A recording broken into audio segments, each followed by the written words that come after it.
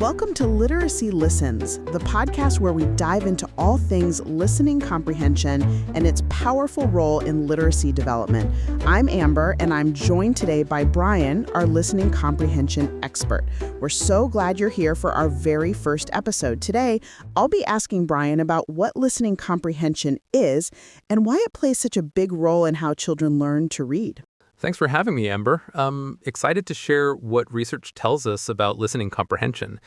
In each short episode, we'll break down a big idea from research, and I'll offer some practical takeaways, and we'll do it all in under 10 minutes. A quick note before we dive in, the voices you hear on this podcast are AI generated, and the script was developed with support from AI technology.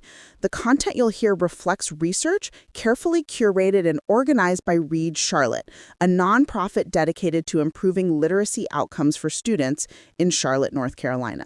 So Brian, let's start with something many teachers can relate to. Think about a typical read-aloud session. The kids are engaged, the story moves along smoothly, and you finish feeling pretty good. But here's what I'm curious about.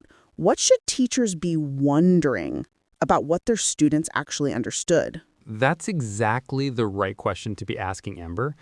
What you're getting at is the heart of listening comprehension. Here's what's crucial to understand.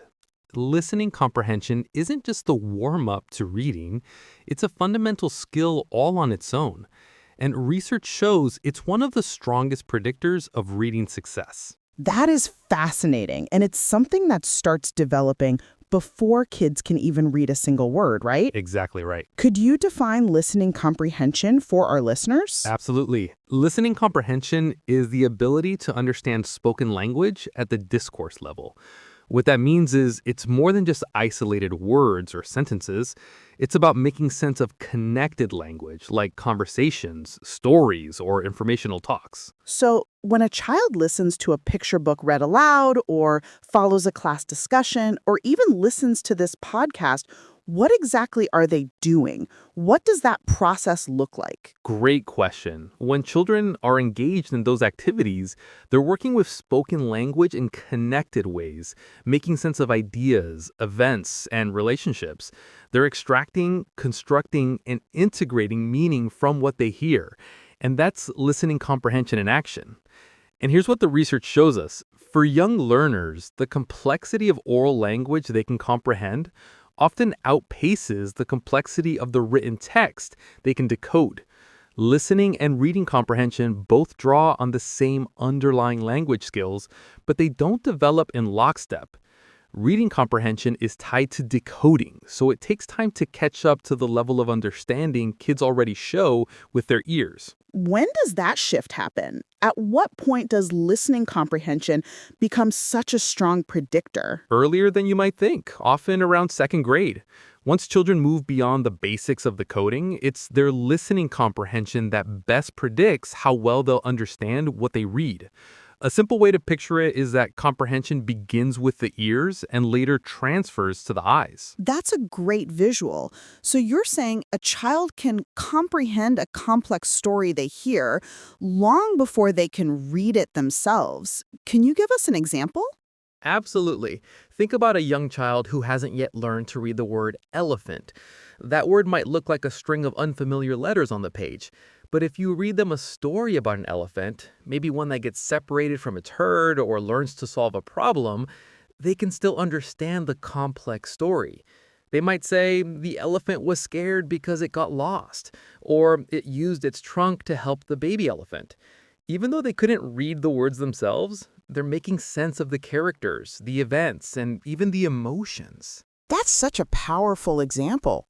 What's happening under the surface when children are processing that story through listening? There's so much happening cognitively.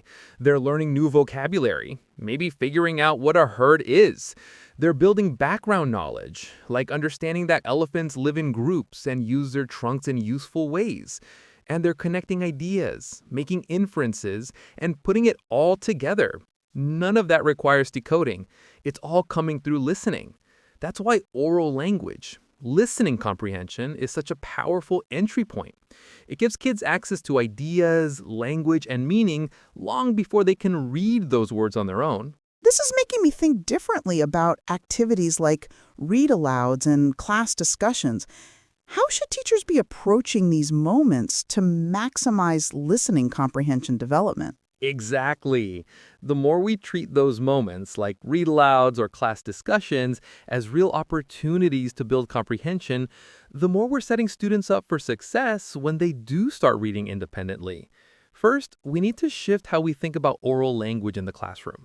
It's not just listening, it's comprehension work. What about the types of questions we ask?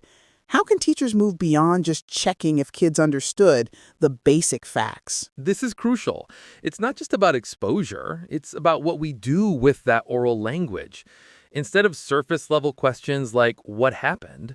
Try asking, why do you think the character did that? Or how do you think she felt?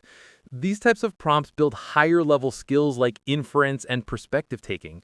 And what's great is because the text is oral, decoding isn't in the way. Students can focus all their brain power on thinking about the story or the topic, even if they're not fluent readers yet. So, what's the key takeaway for educators listening to this? How should they be thinking about listening comprehension in their teaching? Here's the key. We should be teaching word reading and listening comprehension from the very beginning. They grow best together. Listening comprehension isn't just prep for reading, it's part of the process. And it gives every child, even those not yet reading fluently, access to rich language and big ideas. In our next episode, we'll talk about what it means to go deeper with comprehension.